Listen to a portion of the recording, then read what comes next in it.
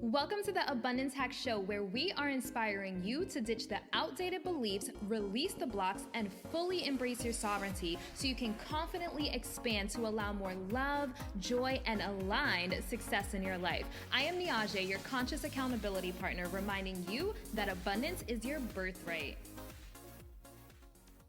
Hey M&Ms, thank you for tuning in to the Abundance Hack Show. What are you manifesting in your life today? If you're joining me for the first time, although M&Ms are really yummy candies, it actually stands for magical manifestors. And if you're listening to this podcast, then you know all about manifestation. And today's guest, Nicole DiCristofaro. Did I say it right? Yes. I wanted to make sure that I said it right. She is an energy medicine practitioner and spiritual mentor that helps people that are spiritually curious feel connected, confident, and centered. So I'm so excited to dive into her story. But before we do, Nicole, I want to ask you, what does abundance mean to you? Ooh, I love that. It's funny. I was just thinking about that the other day on a walk along the beach, and I felt very abundant walking in a beautiful place and feeling like my life is full of possibilities. So for me, that's what I'm currently defining abundance to mean, is being really feeling the fullness of possibilities out there. I love it. Yes, that's what it's all about. So tell us a little bit about you. Who is Nicole and how did you get started on this journey? Thank you. Yes. So I am uh I came from a really different upbringing. I had a very spiritual mom. She was always dabbling in woo things.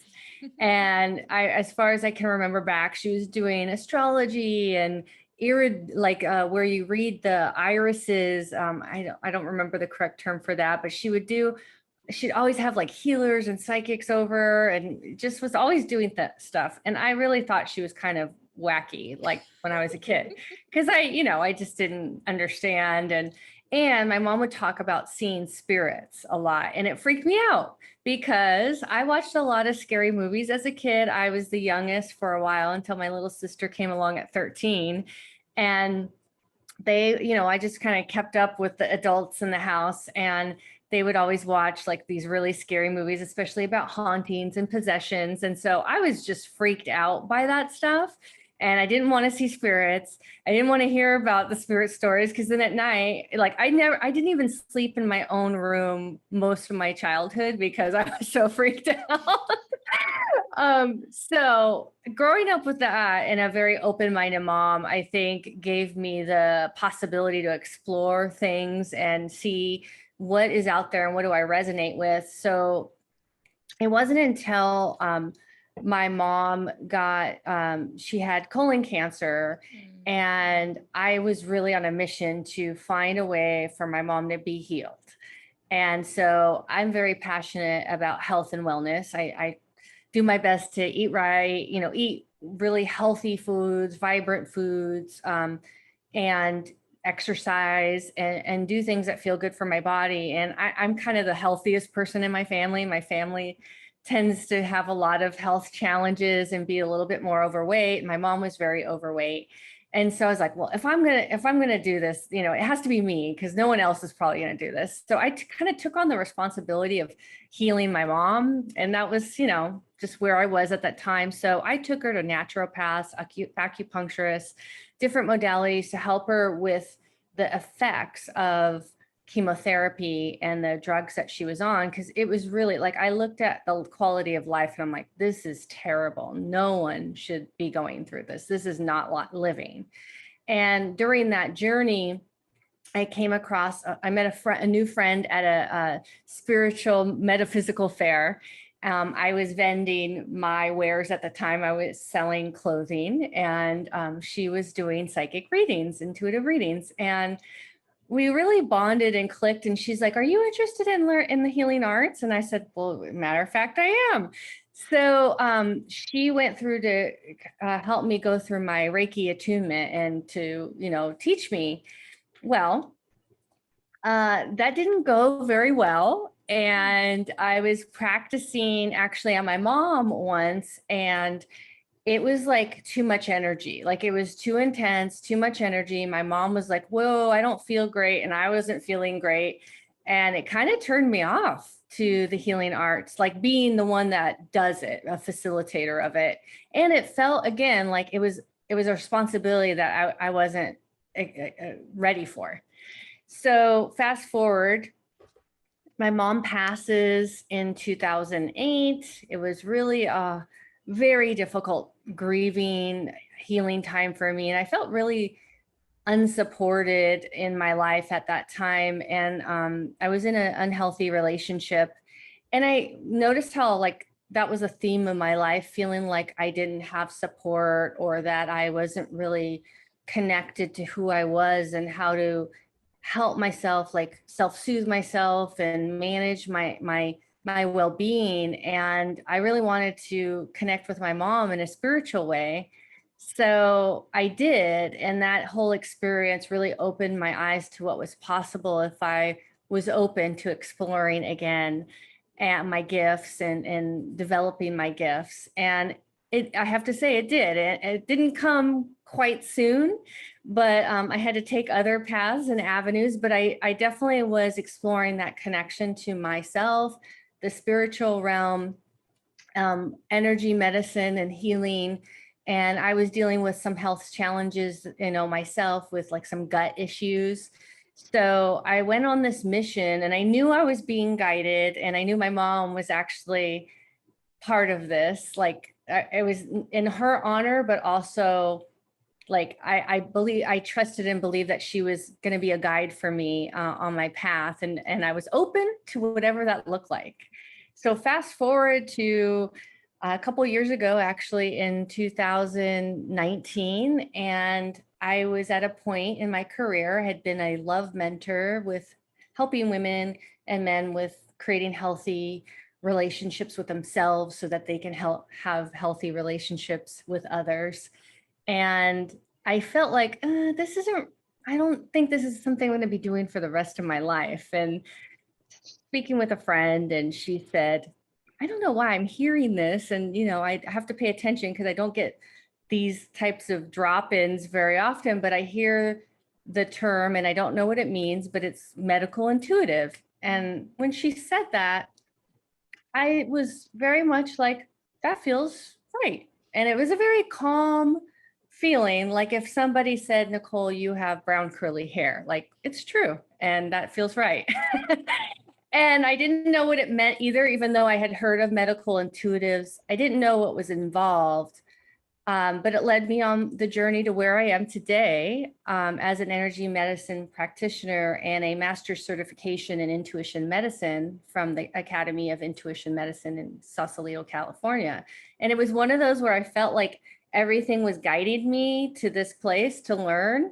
And it was the perfect curriculum. It took me 2 years to go through, and I'm a part of the academy. I'm a tutor as well. And I really just did a lot of healing and deep connection to who I am as a spirit, and very now comfortable dealing with spirits and entities, which I would have been freaked out by. So it gave me all that confidence and belief in what was possible for myself. And I knew I was meant to help others explore their gifts as well, and also be a facilitator for healing. So I really feel like I'm living the intention and the purpose that I was created for. So it's a good feeling. Thank you so much for sharing. Wow, that's a really interesting journey that led you there. I am curious, why did you feel the Reiki attunement went wrong? And I asked this because I was just having a conversation with a friend yesterday about Reiki and being selective of who attunes you. And she's like, I don't care who attunes me. And I'm like, but you should. Yeah. So yes, thank you. And I'm glad you asked that, because I do like to talk about it, because that's one thing that I feel needs to be talked about is who you're working with and how they were trained, and the protocol they use. And what I see now, because I'm further along and I've done other work, is that I didn't learn about grounding. she didn't teach me. They didn't teach me. And I don't know if every school or teacher does a similar, curriculum, but I didn't learn how to be grounded in my body. And I didn't learn about not merging with other people. I didn't learn about protecting my energy and how to separate that energy after. I was just kind of like doing the work and not really understanding how it could impact my well-being and my clients' well-being if I wasn't fully grounded and protected and safely, generating and facilitating this healing for the other. And I think that's the big thing where I got turned off by it, because I was like, that didn't, like, I intuitively know, I'm like, this does not feel right for me. And I didn't like it. And my mother didn't like it, it was not good for her either. So that was my experience. Another thing that you said that I wanted to talk about was responsibility. You said it felt like a lot of responsibility. And I know in my own journey, when I received the message that you're supposed to do something in healing, I was like, nope, no, thank you. I don't want it.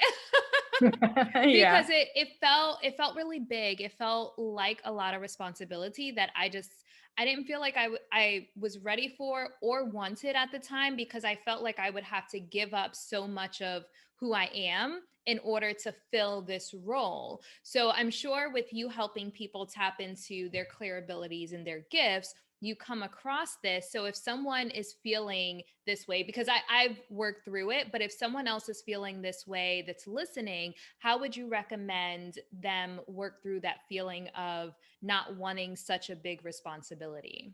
Yeah, that's such a great question. And I was actually talking to one of my students about this yesterday.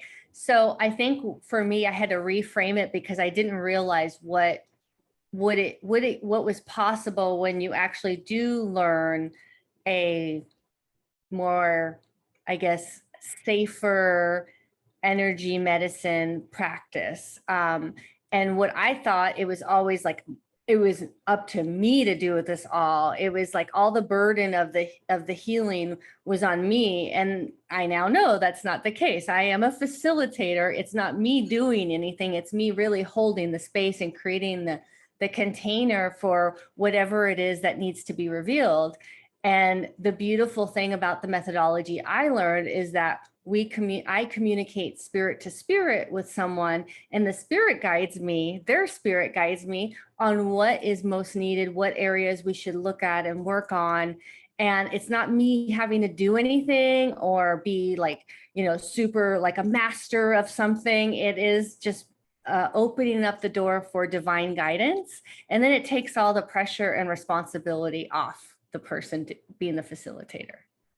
Yes. And I say this often, like our bodies are designed to heal themselves, and people, like, they are their own healer, because I think that there's a lot of people that label themselves as energy healers. I sometimes like hashtag sound healer if I'm posting on Instagram, but really it's not me doing the healing. Just like you said, like everyone is, their bodies are designed to heal themselves. So I love that you say that. And I think it's something that a lot of energy healers need to really let set in, to separate like ego from their practice. And I had to learn this the hard way, because I would be attached to an outcome, making Yes. sure that like someone had some type of result or they overcame something. But I realized everyone's journey is their own, and I can't force that healing. I can't speed up the process if they're not ready. So I love that you say that.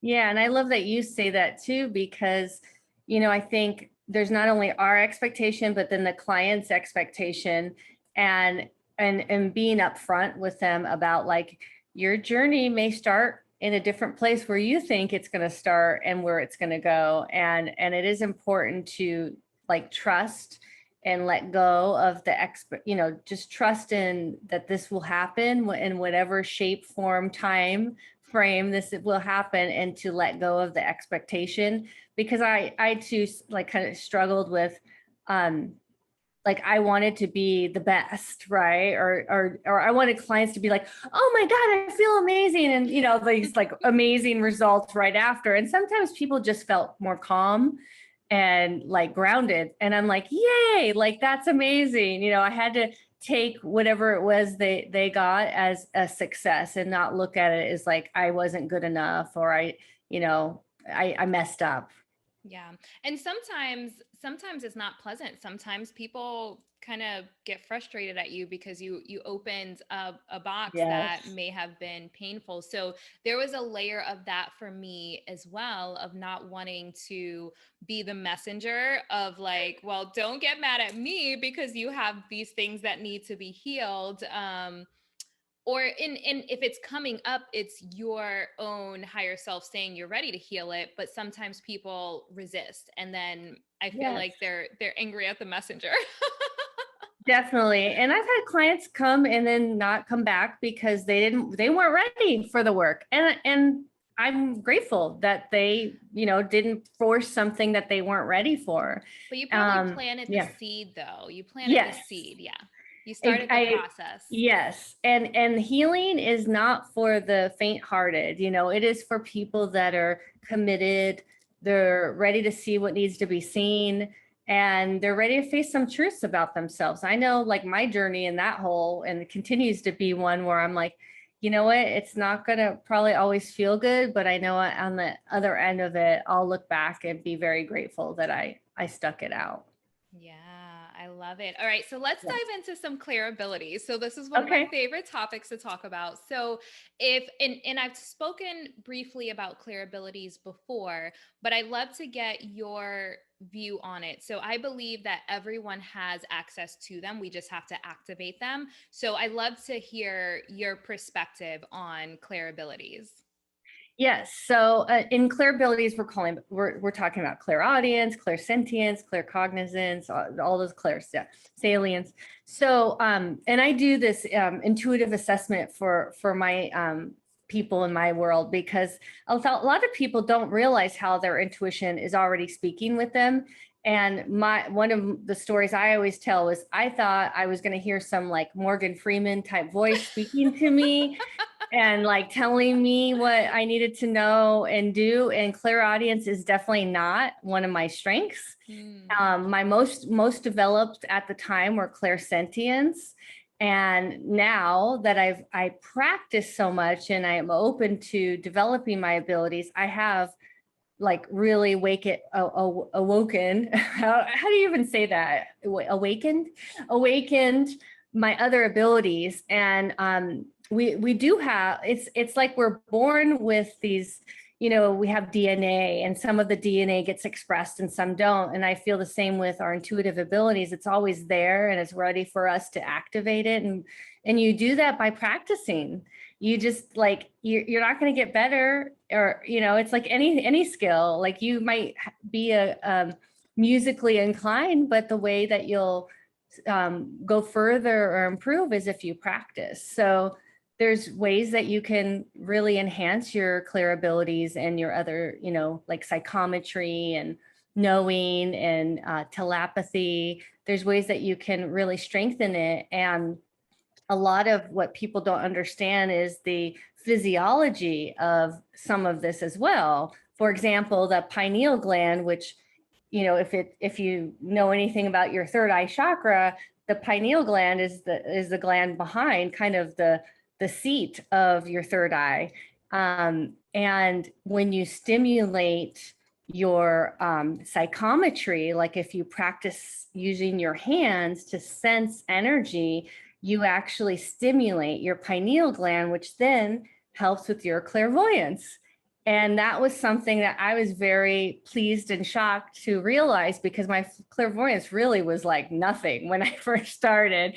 I had trouble visualizing, and a lot of people do. And I think there's a lot of teachers that put a lot of emphasis on see this, visualize this, and for the students and even myself that was trying so hard to see, we were kind of then ignoring the other things, the senses, the feelings, the things that we were experiencing in our body that could have been giving us that same experience. Yeah. Can you do a quick rundown of the Clair abilities, like which one is which? So if someone is listening for the first time, they're not like, okay, what do these words mean? Yeah, no worries. I'll do my best. So clairsentience is it's clear feeling. So it's when you have this feeling, and it's usually a body feeling. So if I'm in a room and it just doesn't feel right, or it feels good, that's my clairsentience picking that up. It's the energy being communicated through my body and from my body. And then clear cognizance is clear knowing. So a lot of people have like a knowing, like you just know. It's almost like you're like, yeah, I just know. Like, you know, a guy's not going to be the right guy for you or whatever, and you haven't even given him a chance, but there's a knowing. So that's clear cognizance.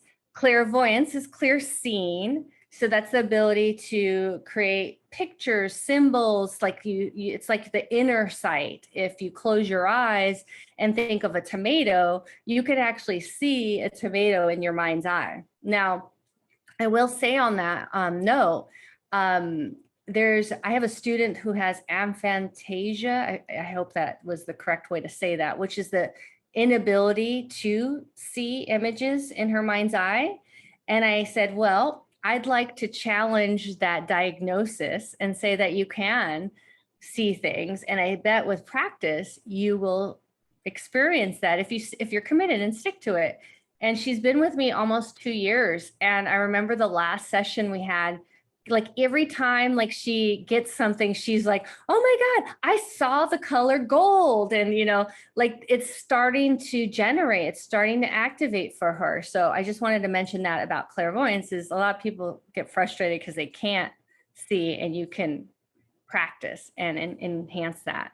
The other two clairaudience is clear hearing. So that's when you kind of like, it's almost like someone's talking to you, or you hear high-pitched frequencies or sounds. A cool thing about clairaudience is there's certain energy, higher vibration energies that you can connect to, and you're connecting because you might hear like a high-pitched sound or some other noise in your ears. And also about clairaudience, a lot of people experience it most when they're about to go to sleep. They might hear like it's like someone is saying their name or talking to them, because you're getting ready to kind of like calm down, and your body's in a more quiet state. And that's typically when people could hear it the clearest is that way.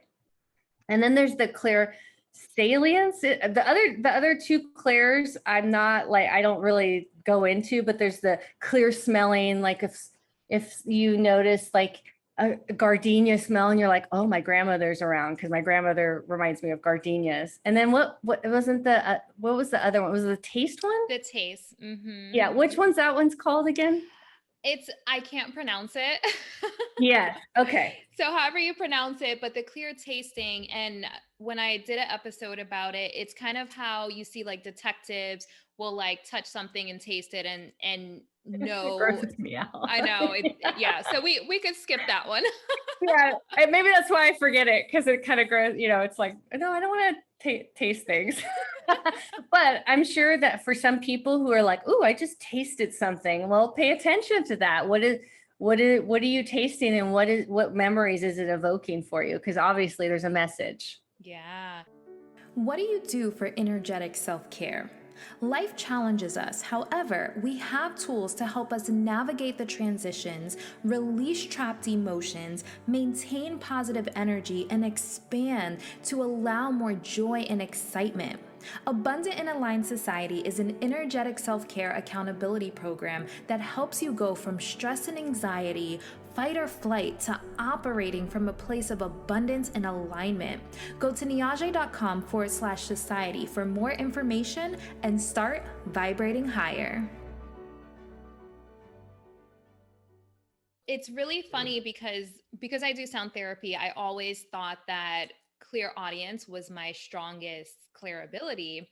And I hear like it's really funny. I wanted to be able to see things. Like I want to see people's auras and their chakras and all this stuff. So like I've always really wanted that, but I think because I wanted it so bad, I created resistance. So even if like my partner does astrology, so we do a lot of like energy, like exercises with each other, and we'll try to like visualize something, but I won't visualize it. I'll hear the word. Like he could like we did an exercise where he was thinking a color, and instead of me seeing the color, I heard the word, which is so because of my primary Clair ability being clairaudience. So it's really interesting how things kind of intertwine or like develop in people. But I found Right. that clear cognizance is actually my strongest ability, but there was a large process of me not trusting it, Mm-hmm. and I didn't trust it. So it's almost like the clear audience was a confirmation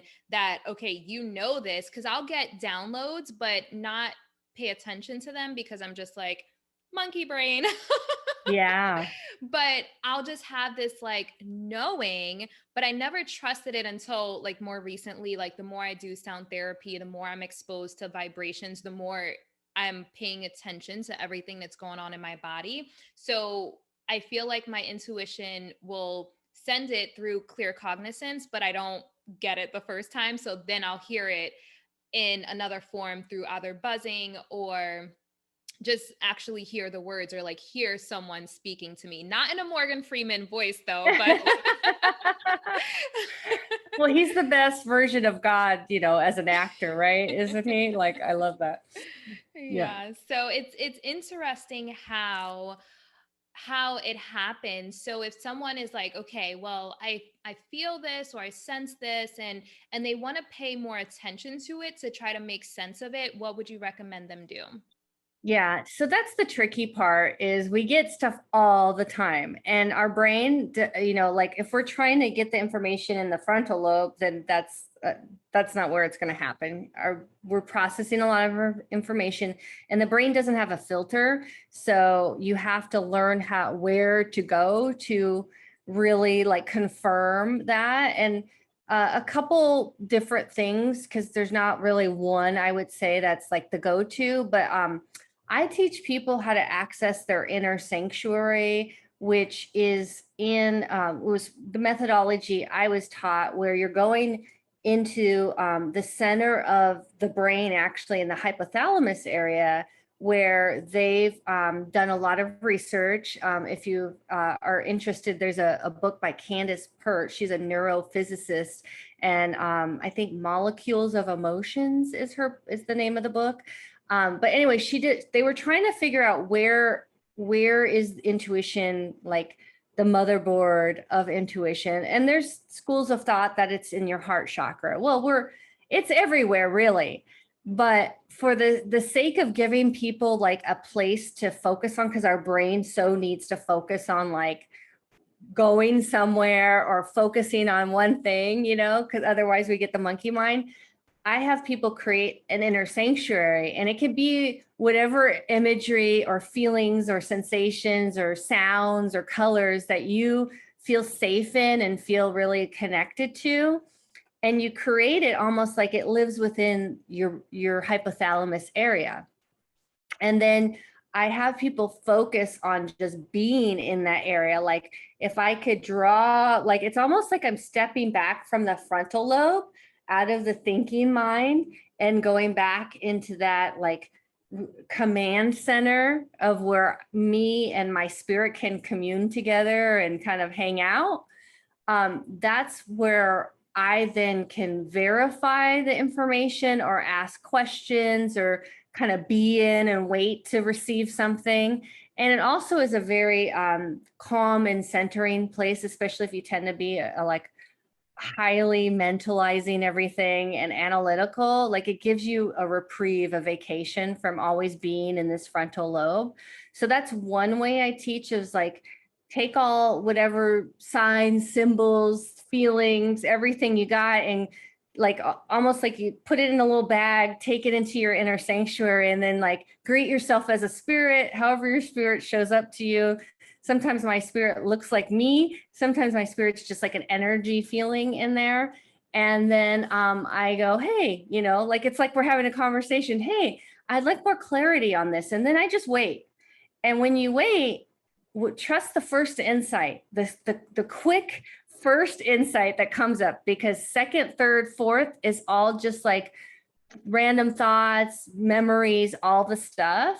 So like write it down if you have to, record it, if you want to record it on your phone or something. And then start to see if there's like, sit with it for a while, because not all intuitive messages are very clear and decodable. So sit with it, journal about it. If something comes up that kind of like sparks your like, ooh, that I got the rocking chair and I don't know what that means. But then the next day, maybe something related to this rocking chair comes up, and then sooner or later, it's like another piece of the puzzle you keep just building and building. So I think what happens is a lot of people are very impatient when it comes to their intuition.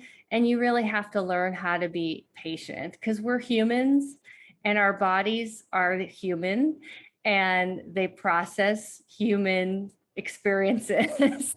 Our spiritual self works very fast and our human self needs time to catch up. Yes. And that was something that that I had to work on, is my patience. I'm not a very patient person.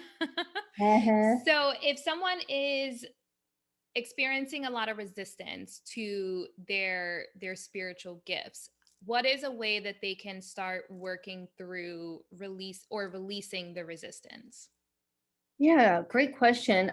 What I would, if I was working with someone that was resistant to their gifts, I'd ask quite like, I'd be like, well, what is the resistance? Is it about like how you were brought up? Is there some beliefs there that are like, you were told that this is black magic or the work of devils or whatever, like explore what it is, define if this is still true for you, or you're ready to create a new belief about it. Create some, really intentional affirmations to kind of support this. This is now my present time belief, and ground that in the present. Like that's no longer coming with me forward in life. That's my past. And I'm going to kind of like ground that out, release it, let my Mother Earth recycle and compost all the old stuff. Let's always be in the present time experience. And then if there's resistance to maybe like, I think a lot of times, Niajae, sometimes people are like, I kind of don't want to know. Like they're afraid, right? So there's resistance about that. Then you got to ask yourself, what am I afraid to find out? Like, is it going to be that I have to leave my husband and I really like, I'm afraid to leave my husband, like those kinds of things. There could be resistance there. There could be energetic blocks creating resistance and like blocking your channels, or just kind of creating a very murky, like,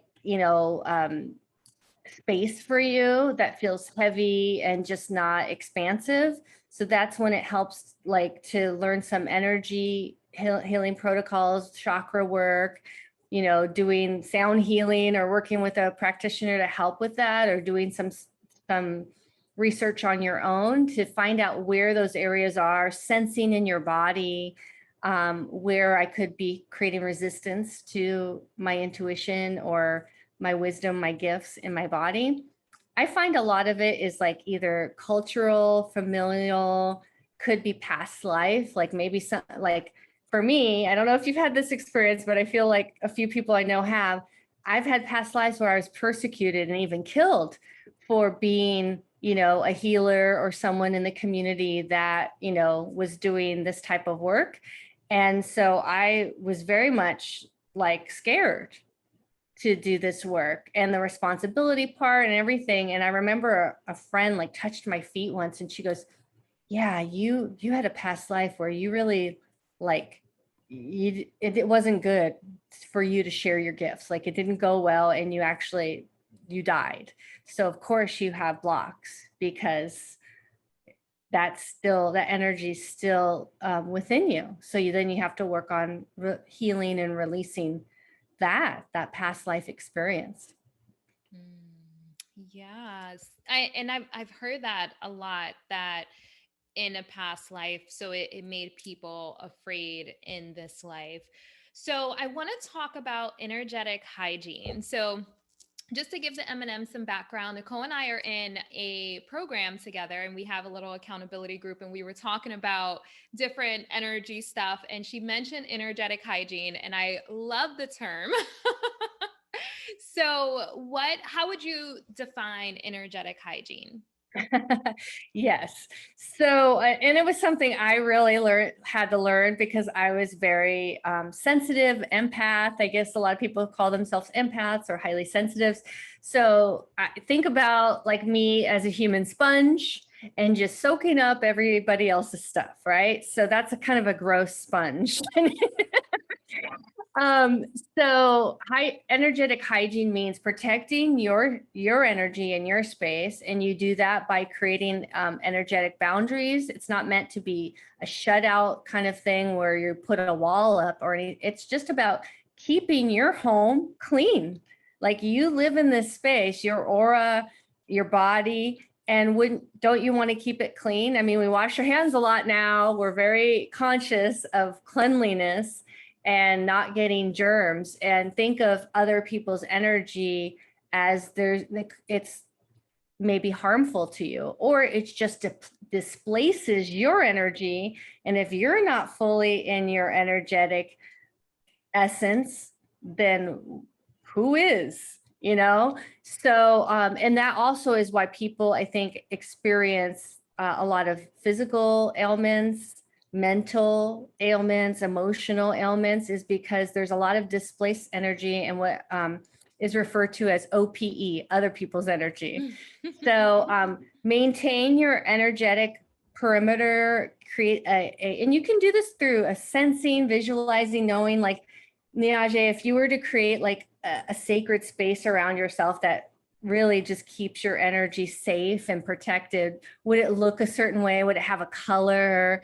Like, get fun, that's one thing I love. I love to bring a lot of creativity into it. So like you can imagine like, a beautiful dome around you, or at one point I had like dolphins swimming around me that were like protecting my space. So, get fun with it. And then the other thing is, it's inevitable. We will merge with other people energetically, whether someone just bumps into you or projects so much on you that like it kind of wears you down, or you just forgot to put up your energetic boundary that morning. It happens. And when you know it, you'll know it because you'll feel something happen. Like either you feel really like upset now or emotional, something, pay attention how you're feeling around other people. And if you're letting that energy in, or they're trying to get your energy, we all talk about energetic vampires, toxic energy, it when you see it. So when you're around those people, you really have to like work harder at your space and making sure you're protected. I have a lot of like things that I'll try. Like I put mirrors on the outside of my aura just to deflect the energy. Or I put like zappers, like bug zappers. But if you have merged with someone and you know it, because you'll feel it, there's a way where you can neutrally separate from them. And this is a quick tool where, so it's me and Niajae, and accidentally we merged. I took her energy or she took my energy.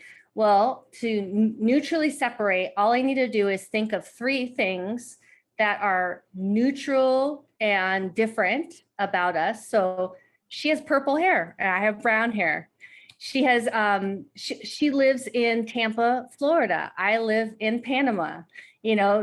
She has a partner named whoever her partner name is. My partner is named Gabriel. Like you state 3 things that are different about each other, but not like something that could be triggering, like maybe she has a child and I don't have a child, but I want a child, because then that creates a little weirdness.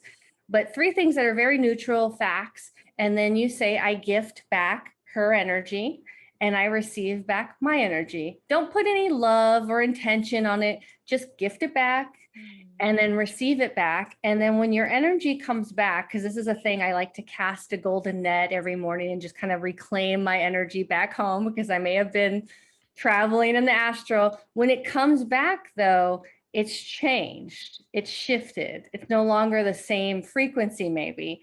So I ground that out into the earth because it's now kind of different, altered. And then I fill myself back up with my fresh life force energy. And then I put my boundary up again, reaffirm I'm grounded, and go about my business. And that can take as little as like 5 minutes, really, once you get the hang of it.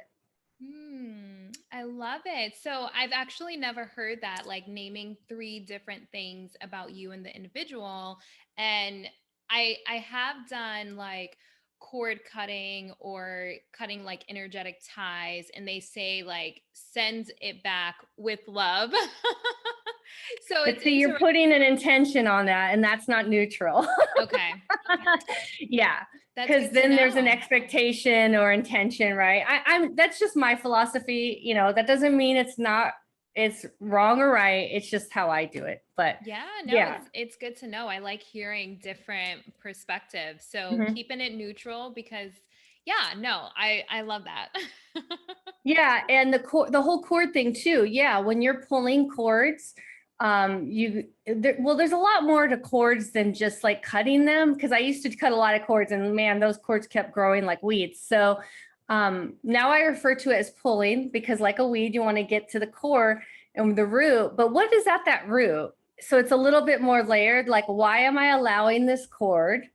Or why am I cording to somebody else? So that the cord part is, yes, part of energetic hygiene, but sometimes it's a little more difficult, or requires a little bit more time. So I save any cords for like when I go deep into my chakra clearing and cleansing and grounding, and then I do cord work. But for the energy hygiene, at least you can like get rid of the OPE that you sense right away, and at least that will help. And then the next step would be like, yeah, working on the cords. But when you have your hygiene set up, no cords can happen. So Yeah, so I feel like we have to do another podcast interview yes. specifically on pulling cords. So that'll be part 2. So Yay. definitely check back for that one. But we do have to wrap this one up just because I try to keep it within a certain amount of time. So my last question is, what are your top 3 tips for living an abundant life? Ooh, well, part of it is believing that you deserve it.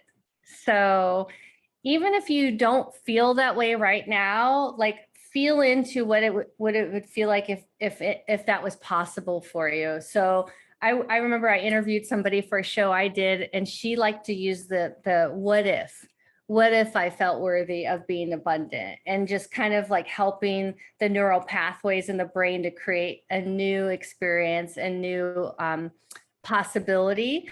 So that's one, is to make sure that you do feel worthy and deserving of abundance, because not everybody does. And then it's a struggle, right? Creating that. The second one I would say is, how are you creating abundance in your life? Are you tipping people well? Are you tight with your money? I mean, it's okay to be conservative and save, but like that's one thing I have to check myself, is when I'm like thinking of giving my taxi driver only a couple bucks, when I'm like, well, give him an extra, am I letting the money go so it can come back to me tenfold? So thinking of that being in the abundance, not the scarcity. So that's another theme for yourself, is like, am I living in abundance or scarcity right now? So ask yourself that. And then the third thing is actually treating yourself like you already are abundant. And what does that mean? That means I'm going to go get my toes done. I'm going to like buy myself some cute earrings, because I am abundant. And I want to say this as like, a good responsible person. Don't put yourself in debt over it. But are there times where you can really like give yourself that feeling of already being and feeling like that abundant person, even if it's just like simple stuff like, I'm going to take a bubble bath tonight because I want to feel abundant and deserving. So those are my top 3. I love it. I love it. Thank you so much. Where can people find you online if they want to find out more about everything you do or help develop their Clair abilities? How is the best way for people to reach out to you? Yeah, thank you. So my business is Divine Flow Energy Healing. So on Facebook, it's Divine Flow Energy Healing. And then my website is Divine Flow Healing, no energy, just divineflowhealing.com. And, I have a couple free resources on there, a meditation, and then a quiz that is an assessment of your intuitive abilities. So you can kind of see where you are right now, get your point A. So that way, what to work on or what to strengthen, and also what to pay attention to that's already speaking or communicating with you. And then I'm on Instagram, Divine Flow Healing as well. So those are the three ways people can find me. Awesome. I will have all of her links in the show notes. Nicole, thank you so much. And thank you for doing this work. I know it's not always easy. So just showing up and serving and really helping people tap into their powers. So I am super grateful for you. Thank you. I'm so grateful and honored. I'm so glad we're in an accountability group for a few months together, because you're such a light in the world, and it's just beautiful what you do as well. And I'm very interested in sound healing, so I'd love to explore that with you at some point. Yeah, I was actually thinking when you were talking about some of the exercises, we should do a guided meditation together. So you talk, I play some sound bowls. It's in the works, M&Ms. It's happening. It's happening. And it's so funny because I was telling my students, I'm like, I want more like healing background music, and I can't find it to purchase. I don't know like where to find it. But anyways, I would love to talk to you and collaborate for sure. Yes, it's totally happening. All right, M&Ms, until next time, be decadent. Thank you for tuning in to the Abundance Hack Show. I would love to hear from you. Leave your comments and questions, and don't forget to subscribe so you don't miss any of our yummy episodes. Every time you leave a 5-star rating or review, I do my happy dance.